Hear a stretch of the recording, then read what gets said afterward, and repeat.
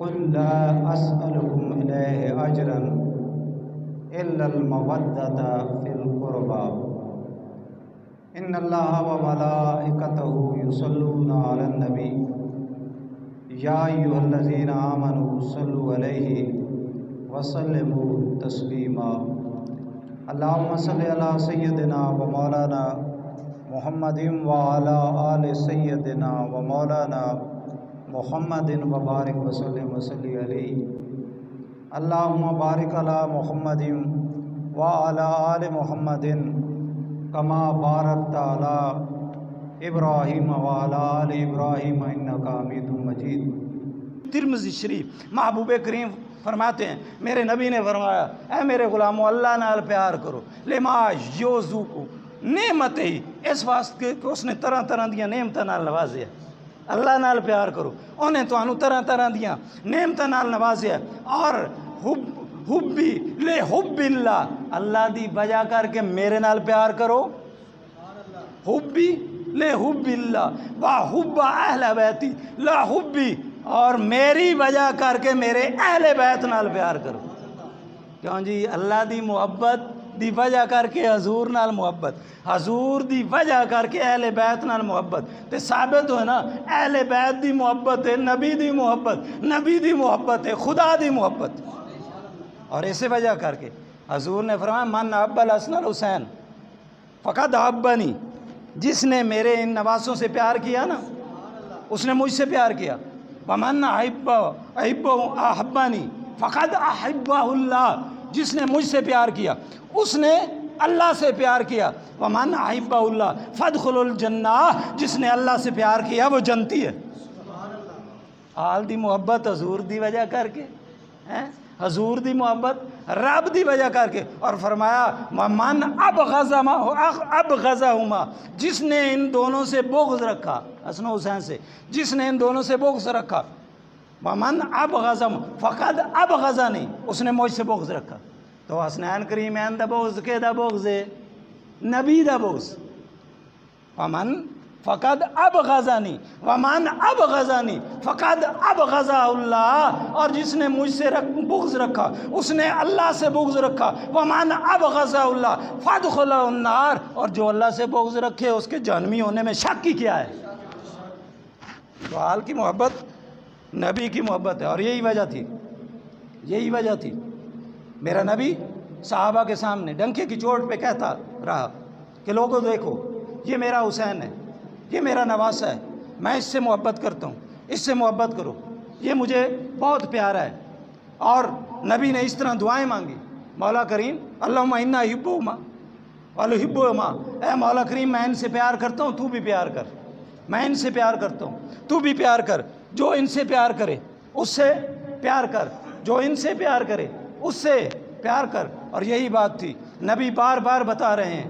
نبی کبھی جمعۃ المبارک کے خطبہ میں اب یہ تقریر ہے نا، تقریر میں آپ ہل بھی سکتے ہیں، تقریر میں آپ سبحان اللہ بھی کہہ سکتے ہیں، تقریر میں آپ پانی کے لیے بھی جا سکتے ہیں، تقریر میں آپ وضو کے لیے بھی، یہ تقریر ہے۔ لیکن جب خطبہ ہے نا، خطبہ پڑھنا سنت ہے اور سننا فرض ہے۔ خطبے کے دوران کوئی نماز نہیں ہوتی، خطبے کے دوران اب جب امام خطبے کے لیے کھڑا ہو نا جمعۃ المبارک کا خطبہ، تو اس کے لیے ضروری ہے کہ وہ خطبہ سنیں، وہ خطبہ غور سے سنیں، اس کے درمیان ہلنے جلنے کی اجازت نہیں ہوتی، بولنے کی اجازت نہیں ہوتی۔ تو مسجد نبوی ہے اور صحابہ کرام کا جلو ہے، صحابہ کرام محبوب خطاب خطبہ ارشاد فرما رہے ہیں، نبی اللہ کی معرفت بتا رہے ہیں، اتنے میں مسجد کے دروازے سے حضرت امام حسن، حضرت امام حسین، 4 سال کا بچہ ہے،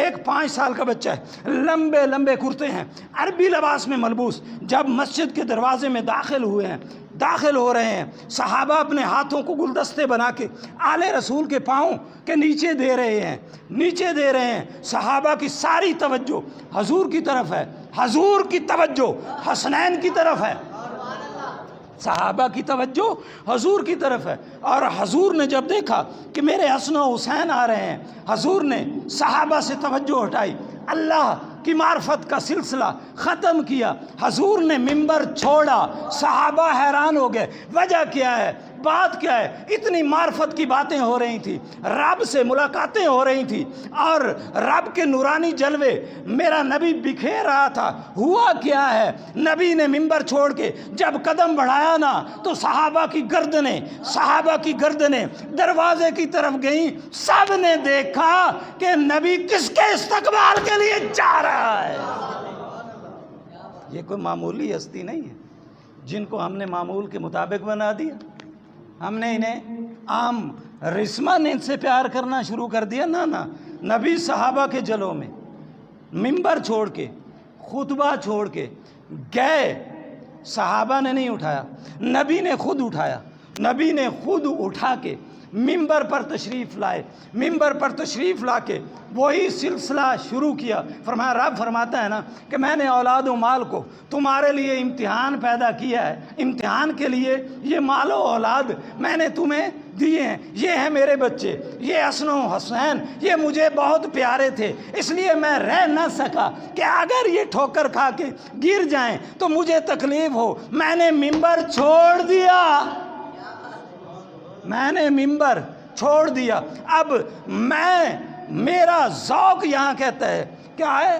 جمعۃ المبارک میں دو خطبوں کے درمیان وقفہ ہوتا ہے، یہ تو علماء ہی بتائیں گے، یہ تو مفتیان ہی بتائیں گے، یہ تو قاضی ہی بتائیں گے۔ میں نے تلاش کیا، میری نظر میں ایسی کوئی حدیث نہیں گزری جس میں حضور نے خطاب کر رہے ہوں اور پھر آپ نے کہا جی پانی پی لو، سکون کر لو، تو دعا خطبہ میں موڑ دے سا۔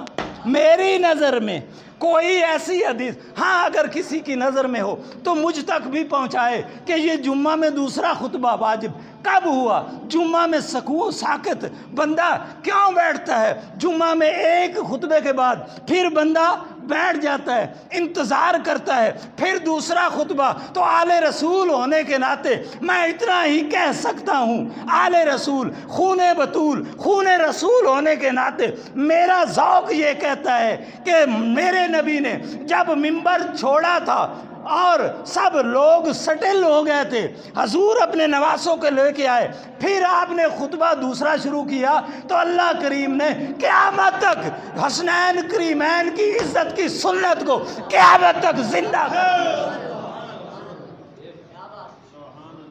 قیامت تک سنت زندہ ہوئی ہے کہ نہیں؟ کوئی مانے یا نہ مانے، کوئی تسلیم کرے یا نہ کرے، پر یہ خطبہ بتاتا ہے، اس کے اندر تسکین اور سکون اور رکنا بتاتا ہے کہ اس کی کیا وجہ تھی، اس کی کیا وجہ تھی۔ ہاں وجہ اس وقت تھی، لیکن قیامت تک رب نے وہ سنت بھی زندہ رکھی، حسنین کریمین۔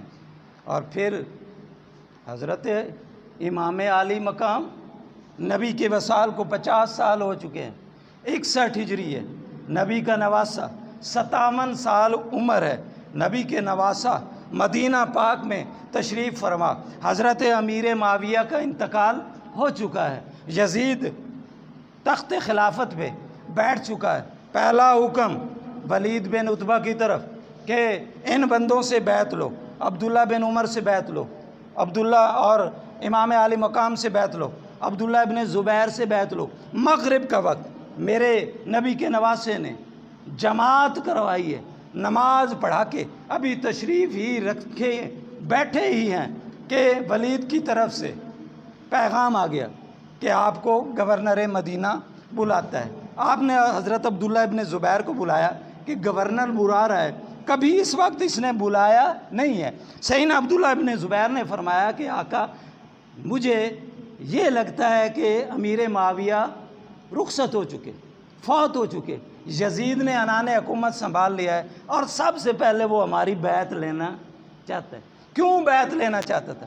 اس لیے لینا چاہتا تھا تاکہ حکومت مضبوط ہو، تاکہ طاقت مضبوط ہو. اسے خطرہ تھا تو نبی کے نواسے سے خطرہ تھا, اسے خطرہ تھا تو حضرت عبداللہ ابن زبیر سے. اس لیے چاہتا تھا کہ ظلم و جبر سے میں ان کے ہاتھ کو اپنے ہاتھ میں دے لوں. اگر یہ میرے آگے جھک گئے تو پھر حجاز کو جھکانا کوئی مشکل نہیں ہوگا. مکہ بھی جھکے گا, مدینہ بھی جھکے گا, یہ سارا علاقہ جھکے گا. کیوں جھکے گا؟ نبی کے نواسے کو دیکھ کے جھکے گا.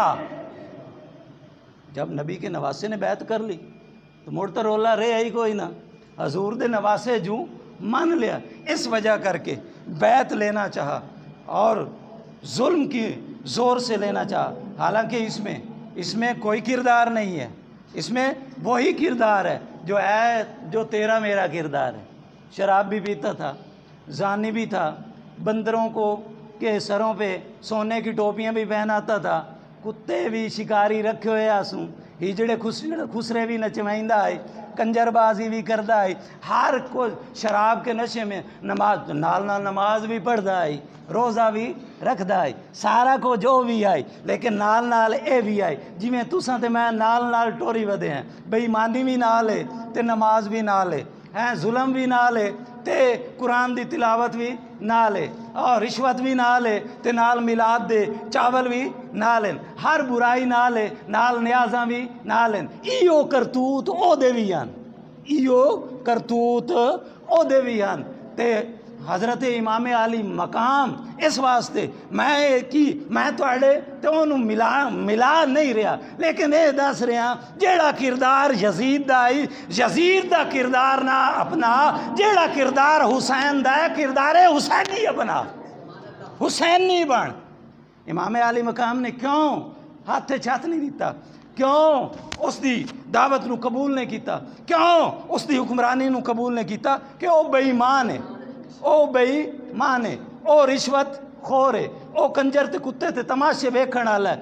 تیرا میرا امام اس پلید دے ہاتھ نہ دے وے تے عظیم اگلا کے چاندے تے رخصت. بہت سارے صحابہ خاموش ہو گئے ان کے نہیں, جان بچا لئی آنے. تیرے میرے امام نے جان تو نہیں نہ بچائی, جان واری ہے, جان واری ہے. کیویں کر کے واری ہے؟ کربلا دے میدان جدوں آپ پہنچے نا اور خیام لگ گئے, انہیں تک یزید ابن یزید ریائی آپ نو گھیرے چ پا کے میدان کربلا چ پہنچا دیتا. تھوڑی دیر بعد تبل وجن شروع ہو گئے, تبل وجدے پین, فوجاں آرنیاں پئیاں. پوچھا کون؟ کہ دسیا عمر ابن سعد دی فوج ہے, 4000 دا لشکر ہے. تھوڑی دیر بعد شمر لعین دا لشکر آ گیا. لشکر آندے رہے. سیدنا عباس امام علی مقام کے قریب آگے, بھیا یہ تو لشکر در لشکر آ رہے ہیں, اے لشکر سارے آندے بین, اگر اجازت ہوئے تو ہنے نہ انہاں دا کلا کام کر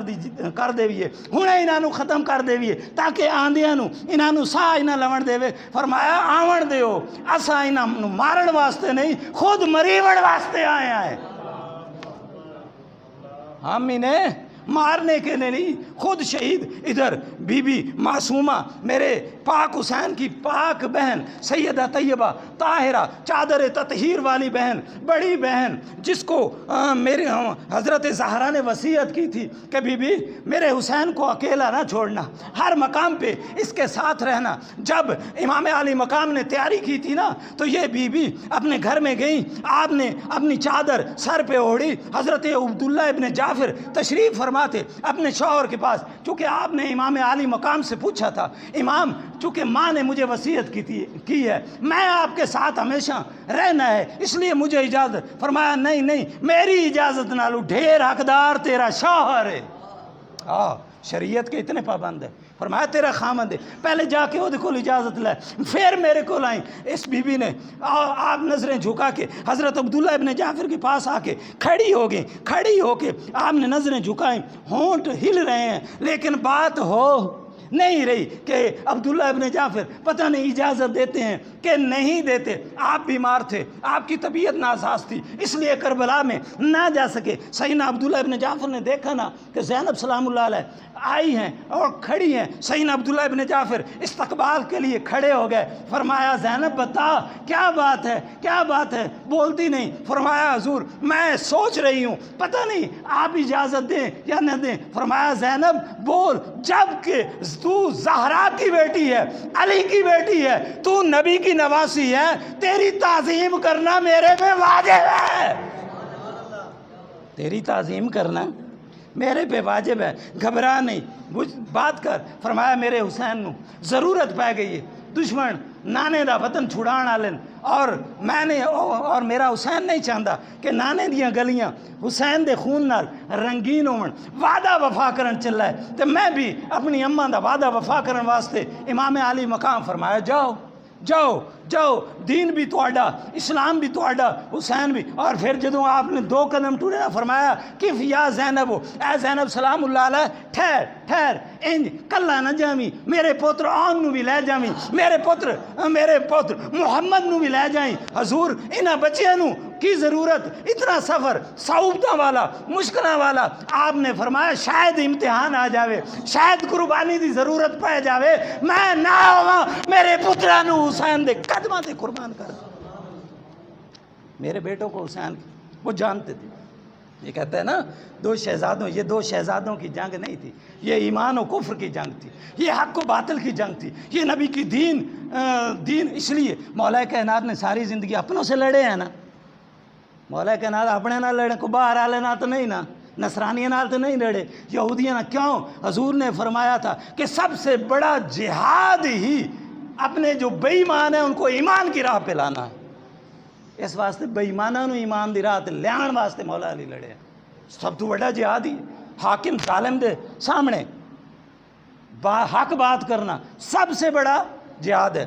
تو فرمایا کہ عباس ہم تو یہاں کٹنے آئے ہیں، ہم کاٹنے نہیں آئے۔ جب آپ خیمے میں آئے نا تو بہن نے کہا کہ بھیا یہ تو سارے آ رہے، سارے ان کے تو سارے آ رہے، تیرا میرا کوئی بھی نہیں آیا۔ فرمایا کہ بہن چاندی کی ہیں؟ فرمایا کہ آقا میں بھی چاہنی ہاں کوئی ساڈا بھی آوے، کوئی ساڑی نصرت دا بھی اظہار کرے۔ فرمایا بہن ٹھیک ہے۔ آپ نے محضر لکھا کہ حاضہ حسین ابن علی لے حبیب ابن مظاہر، ایک خط حسین ابن علی دی طرفوں اپنے یار حبیب ابن مظاہر۔ حبیب ابن مظاہر کون ہے؟ چھوٹا سا بچہ تھا، مدینے کی گلیاں تھیں، مدینے کی گلیوں میں یہ بچہ چل رہا تھا، جہاں جہاں مٹی کے پہ قدم تھے نا اس مٹی کو یہ ہاتھوں میں لے کے چوم رہا تھا، بار بار بوسے دے رہا تھا۔ ادھر آمنہ کا لال گزرا نا اس مقام پہ، آپ نے دیکھا نا، آپ نے اس مٹی سے بھرا ہوا بچے کو اٹھایا، سینے سے لگایا، اس کا منہ چوما،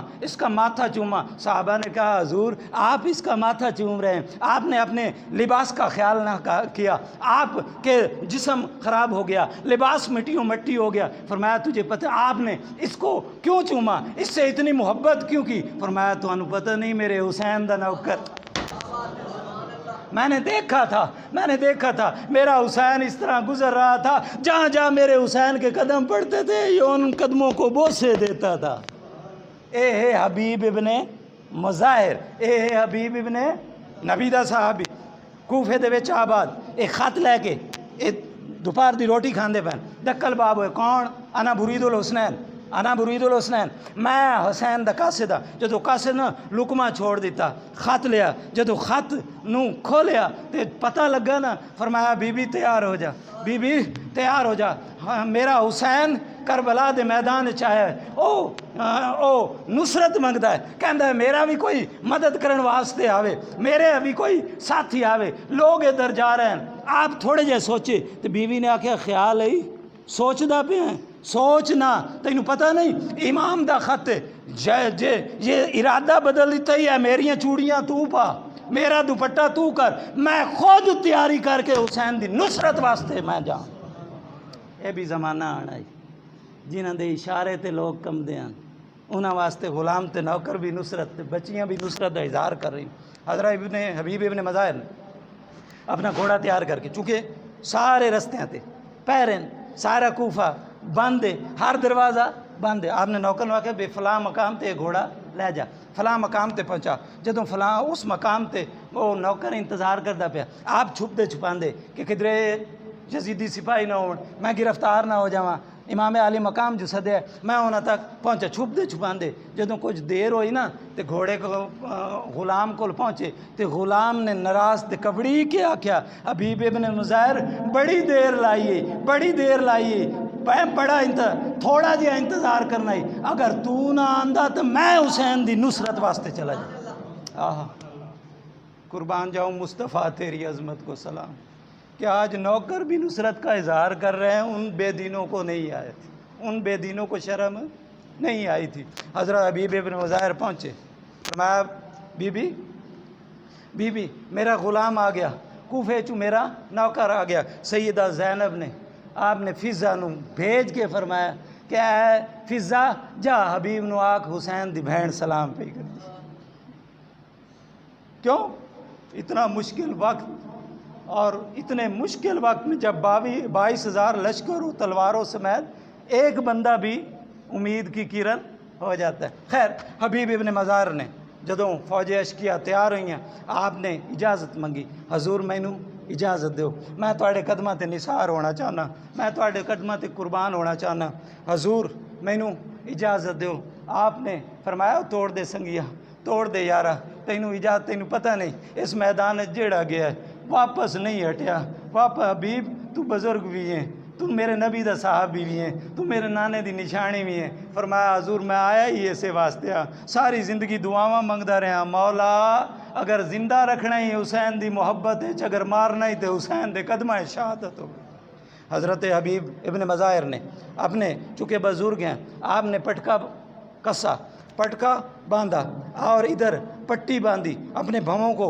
اوپر کیا اور گھوڑے پہ سوار ہو کے یزیدیوں کو کہتے ہو یزیدیوں تمہیں پتہ نہیں میں حسین کا نوکر آ گیا میں حسین کا غلام آ گیا میں حسین کا غلام و نوکر آ گیا آؤ میرے ساتھ جنگ کرو میرے ساتھ لڑو وہ آ گیا کہ آئین مشیت کا شناسا آئین مشیت کا شناسا ایسا جس کے قدموں میں ہے کوثر وہ پیاسا ایسا کیوں فخر سے نہ جھومے رسول عربی تقدیر سے ملتا ہے نواسا ایسا جس کی ہمت پر علی شیر خدا کو ناز ہے جس نواسے پر محمد مصطفیٰ کو ناز ہے سجدے تو سب نے کیے اس کا نیا انداز ہے اس نے وہ سجدہ کیا جس پر خدا کو ناز ہے حضرت حبیب ابن مظاہر حسین ابن نمیر دی تلاش چن حسین ابن نمیر انہاں دا ایک سپاہیاں دا وہ بڑا سرکردہ جس نے نماز پڑھن تو روکیا حسین ابن نمیر اس نے قتل کردیاں حسین ابن نمیر نو اس نے نیزہ ماریا ادھر کسی نے تیر ماریا کانڈ دے وچ کسی نے نیزہ ماریا